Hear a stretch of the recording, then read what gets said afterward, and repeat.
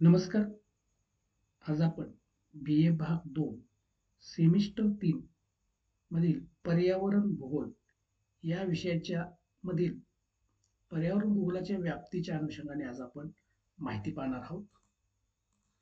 तर पर्यावरण भूगोलाच्या व्याप्तीच्या अनुषंगाने सर्वप्रथम आपल्याला पर्यावरण भूगोल म्हणजे काय हे आपल्याला समजून घ्यावं लागेल.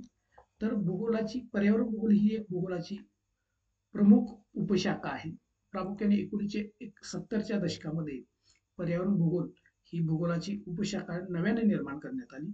तर पर्यावरण भूगोल म्हणजे काय? तर जॉन टर्क असे म्हणतात की पर्यावरण भूगोल म्हणजे पृथ्वीवरील पर्यावरणाचे आकलन व मानवाचा पर्यावरणावर असणारा प्रभाव आणि यातून निर्माण होणाऱ्या ज्या काही समस्या आहेत यांचा अभ्यास ज्या शाखेत केला जातो त्याला आपल्याला काय म्हणता येईल, तर पर्यावरण भूगोल असं म्हणता येईल.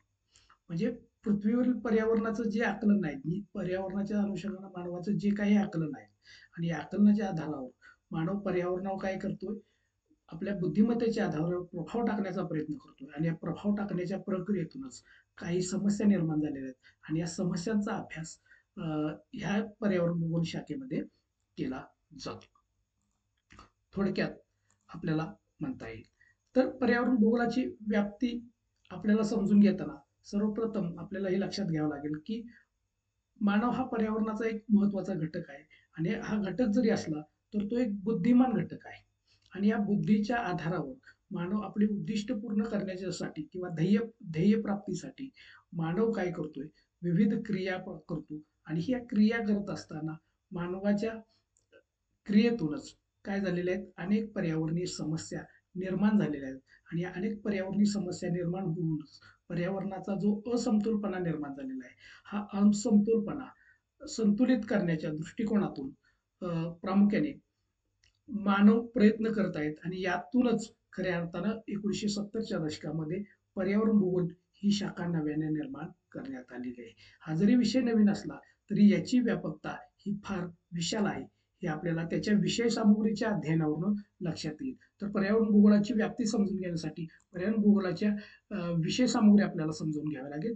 तर पहिला विषय सामुग्री आहे ती म्हणजे पर्यावरणीय संकल्पना आणि त्याच्या संदर्भातली प्राथमिक स्वरूपाची माहिती अभ्यासणे. 2. मानव पर्यावरण सहसंबंधाचा अभ्यास करणे. 3.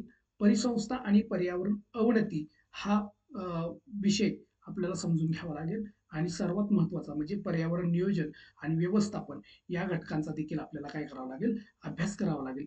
या विषय सामुग्रीचा अभ्यास केल्यानंतर आपल्याला पर्यावरण भूगोलाची व्याप्ती स्पष्ट होऊ शकते. तर सर्वप्रथम आपण पर्यावरण भूगोलातील संकल्पना कुठल्या आहेत, पर्यावरण म्हणजे काय आणि पर्यावरण संबंधित प्राथमिक स्वरूपाची माहिती आपल्याला समजावून घ्यावी लागेल. तर त्यामध्ये सर्वप्रथम आपल्याला पर्यावरण म्हणजे काय, पर्यावरणाचे नेमके घटक कोणते आहेत, त्याचबरोबर परिसंस्था म्हणजे काय, प्रदूषण म्हणजे काय, पर्यावरणातील प्रक्रिया करणारी मूलभूत तत्व नेमकी कोणती आहेत, त्याचबरोबर मानव आणि पर्यावरणात काय सहसंबंध आहे, अशा पद्धतीनं आपल्याला प्राथमिक स्वरूपामध्ये माहिती समजून घ्यावी लागेल आणि या प्राथमिक स्वरूपाची माहिती ही आपल्याला किती अधिक विशाल आहे हे आपल्याला याच्यावरून लक्षात येते. त्यानंतर दुसरा मुद्दा आपल्याला मांडता येईल तो म्हणजे मानव आणि पर्यावरणाचा सहसंबंध. मानव हा अत्यंत बुद्धिमान घटक असल्यामुळे मानव ज्या पद्धतीनं पर्यावरण इतर घटकांवर प्रभाव टाकतो त्याच पद्धतीने मानवावर देखील प्रभाव टाकतो. परंतु मानव हा देखील घटक असा आहे की तो पर्यावरणीय घटकांवर देखील आपल्या क्रियेतून काय करत असतो, प्रभाव टाकत असतो आणि यातून प्रभाव टाकत असताना दोघांच्या मध्ये आंतरक्रिया होते आणि आंतरक्रियेतून काय होत असतात, अनेक समस्यांची निर्मिती झालेली आहे आणि या समस्यांची निर्मिती झाल्यामुळे या दोघांचा काही जो सहसंबंध आहे किंवा अत्यंत अभ्यासने अत्यंत गरजेचा आहे आणि हा समस्यांचं मोजमाप आपण कुठेतरी केलं पाहिजे आणि पर्यावरणातील पाऊल खुणा मानवानं काय केल्या पाहिजेत, समजून घेतल्या पाहिजेत आणि समजून घेऊन त्यातील प्रतिकूल कोणते आहेत, त्यातले अनुकूल कोणते आहेत, यातील लवचिक बदल कोणता आहे हा समजून घेऊन खऱ्या अर्थानं संतुलित पर्यावरण राखण्यासाठी शाश्वत विकासाच्या दृष्टिकोनातून काय केलं पाहिजे, मानवानं प्रयत्न केला पाहिजे. त्यामुळे मानव आणि पर्यावरण यांचा सहसंबंध अभ्यासणं अत्यंत गरजेचं आहे. त्यामुळं यातून मानव आणि पर्यावरण सहसंबंध किती व्यापक आहे हे देखील यातून स्पष्ट होते. त्यानंतर दुसरं म्हणजे परिसंस्था आणि पर्यावरण अवनती हा विषय सामग्रीचा अभ्यास. यामध्ये प्रामुख्याने परिसंस्था म्हणजे काय हे आपल्याला सर्वप्रथम समजावून घ्यावं लागेल. तर एखाद्या विशिष्ट नैसर्गिक पर्यावरणातील एकूण जीवसंस्था किंवा जैविक समाज यालाच आपल्याला काय म्हणता येईल, परिसंस्था असं म्हणता येईल. तर परिसंस्थेचे घटक कोणकोणते आहेत? तर परिसंस्थेचे घटक प्रामुख्याने पहिला घटक आपल्याला सांगता येईल ऊर्जा आहे.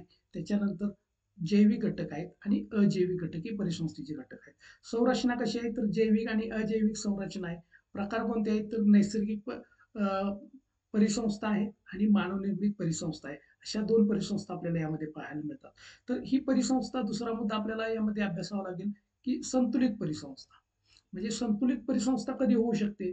तर संतुलित परिसंस्था होण्यासाठी ज्यावेळी या पर्यावरणातील घटक, पोषक द्रव्ये चे चक्रीकरण हे सुरळीत असेल. चक्रीकरण प्रामुख्याने सेंद्रिय घटकापासून असेंद्रिय घटकांपर्यंत, म्हणजे सेंद्रिय घटक सजीवांमार्फत रूपांतरित होऊन त्याचे असेंद्रिय पदार्थामध्ये रूपांतर होतं. त्याचबरोबर असेंद्रिय पदार्थाचं रूपांतर पुन्हा सेंद्रिय पदार्थामध्ये होतं. म्हणजे अशा पद्धतीनं द्रवीकरण क्रिया ही काय असते, चक्रीकरण चालू असते.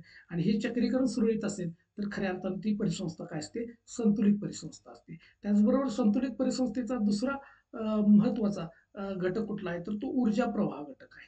ऊर्जा प्रवाह घटक देखील संतुलित असेल तर देखील परिसंस्था ही काय असते, संतुलित परिसंस्था असते. उदाहरणार्थ आपल्याला अन्न साखळी समजावून घ्यावी लागेल. म्हणजे आपल्याला ऊर्जा प्रवाह नेमका कशा पद्धतीने पर्यावरणामध्ये क्रिया करतो किंवा चालतो हे आपल्याला याच्यावरून लक्षात येईल. तर प्रामुख्याने सूर्य हा प्रमुख ऊर्जेचा स्रोत आहे आणि सूर्यापासून प्रामुख्याने वनस्पती प्रकाश संश्लेषणाद्वारे काय करत असतात, स्वतःचे अन्न स्वतः तयार करत असतात. त्यामुळे वनस्पतीला उत्पादक घटक मानलं जातं. आणि या वनस्पतीवर अवलंबून असणारे प्राथमिक भक्षक प्रामुख्याने काय करत असतात, अन्नाचं ग्रहण करत असतात. आणि ह्या प्राथमिक भक्ष्यावर द्वितीय भक्षक अवलंबून असतात आणि द्वितीय भक्षकावर तृतीय भक्षक अवलंबून असतात. अशा पद्धतीनं ऊर्जेचा प्रवाह वनस्पतीपासून प्राथमिक भक्ष्यापर्यंत, प्राथमिक भक्ष्याकडून द्वितीय भक्ष्याकडे आणि तृतीय भक्ष्याकडे काय करत असतो, ऊर्जा प्रवाहित होत असते आणि शेवटी त्याचं काय होत असतं, विघटन होत असतं. परंतु ह्या प्रत्येक टप्प्यावरून ऊर्जा प्रवाहित होत असताना ऊर्जेचा काय होत असतो, ऱ्हास होत असतो. म्हणजे अशा पद्धतीने ही जी अन्न साखळी आहे याला आपल्याला संतुलित परिसंस्था असं म्हणता येईल. याही घटकांचा अभ्यास, याही विषयाचा अभ्यास यामध्ये केला जातो. आणि सगळ्यात शेवटचा पर्यावरण परिसंस्थेतील अवनती हा घटक आहे. म्हणजे पर्यावरणाचा जो होणारा ऱ्हास आहे याचाही अभ्यास यामध्ये केला जातो. आणि यामध्ये प्रामुख्याने दोन घटक महत्वाचे आहेत. एक नैसर्गिक घटक कारणीभूत आहेत आणि दुसरे मानवनिर्मित घटक कारणीभूत आहेत. नैसर्गिक घटक जरी पर्यावरण अवनतीला कारणीभूत असले तरी निसर्गाची स्वतःची एक शुद्धीकरण प्रक्रिया आहे. आणि या शुद्धीकरण प्रक्रियेद्वारे काय करत असतो, निसर्ग पर्यावरणाचा समतोल राखण्याचा प्रयत्न करत असतो. परंतु मानव हा जरी बुद्धिमान प्राणी जरी असला तरी मानवाचं बेशिस्तपणा, त्याचबरोबर ओरबाडण्याची जी वृत्ती आहे, आणि काही पर्यावरणीय घटकाच्या संदर्भात असणारी अपुरं ज्ञान याद्वारे काय झालेलं आहे, पर्यावरणाची मोठ्या प्रमाणात काय झालेलं आहे, अवनती निर्माण झालेली आहे. याचाही अभ्यास यामध्ये केला जातो. यावरून विषयाची सामुग्री किंवा व्याप्ती ही विशाल आहे हे स्पष्ट होते. आणि पुढचा मुद्दा आपल्याला पाहावा लागेल की ही अवनती जरी झाली असेल तर त्या पर्यावरणाचं नियोजन आणि व्यवस्थापन करणं हे जबाबदारी प्रामुख्याने मानवाचंच आहे. कारण की पर्यावरणातील प्रमुख दोन घटक आहेत, एक म्हणजे निर्जीव आणि दुसरा म्हणजे सजीव. आणि या सजीवातील जो बुद्धिमान प्राणी आहे तो मानव आहे. त्यामुळं ही बदल संतुलित करण्याची जी क्षमता कोणाकडे आहे तर ती शेवटी मानवाकडे आहे. त्यामुळे पर्यावरणाचं नियोजन व्यवस्थापन करण्याची जबाबदारी ही आपल्याकडे आहे, हे आपण समजावून घ्यावं लागेल. आणि हे नियोजन व्यवस्थापन कशा पद्धतीने करावं लागेल, तर काही तात्कालिक उपाय करावे लागतील. त्याचबरोबर काही अल्पकालीन नियोजन करावं लागेल, काही दीर्घकालीन नियोजन करावं लागेल. प्रामुख्याने स्थानिक पातळीवरती, राष्ट्रीय पातळीवरती आणि आंतरराष्ट्रीय पातळीवरती तात्कालिक उपाय, अल्पकालीन नियोजन आणि दीर्घकालीन नियोजन आपल्याला करावं लागेल. त्याचबरोबर काही शासकीय कायदे कानून करावे लागतील. ते देखील आपल्याला स्थानिक पातळीवरती, राष्ट्रीय पातळीवरती आणि आंतरराष्ट्रीय पातळीवरती देखील विविध पर्यावरणाच्या संतुलनाच्या अनुषंगाने काय केलेले आहेत, कायदे कानून करण्यात आलेले आहेत. आणि हे सर्व करत असताना पर्यावरणाचं नियोजन आणि व्यवस्थापन करण्यासाठी सर्वात महत्वाचं म्हणजे लोकांचा सहभाग, सर्वांचा सहभाग असणं अत्यंत गरजेचं आहे. याही घटकांचा अभ्यास यामध्ये केला जातो. यावरून आपल्याला प्रामुख्याने पर्यावरण भूगोलाची व्याप्ती लक्षात येते. ही व्याप्ती समजून घेण्यासाठी या संदर्भित ग्रंथाचा अभ्यास करण्यात आलेला आहे. व्हिडिओ आवडला असेल तर लाईक करा, शेअर करा, सबस्क्राईब करा. धन्यवाद.